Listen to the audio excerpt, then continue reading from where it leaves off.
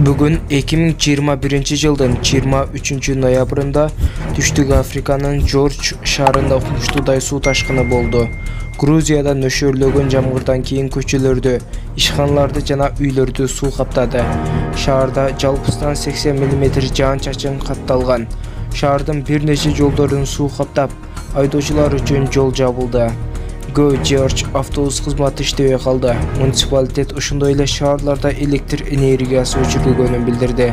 Джордж шаарчасындагы айдоочуларды тестирлөө борбору электр энергиясы өчүрүлгөндүктөн жабылды. Катуу жааган жамгырдын кесепетинен Лангенховен, Веллингтон көчөсү, Кредок көчөсү жана Хоуп көчөсүнүн суу ташкындары себеп болду. Бир нече үй бүлөлөр суу астында калган үйлөрүнөн куткарылды. Суу астында калган кеминде 8 фунанын ичинен бир нече жүргүнчү куткарылган. Жолдун тереңдигинен улам Саасвилдеги 7 өтмөк жол жабылды.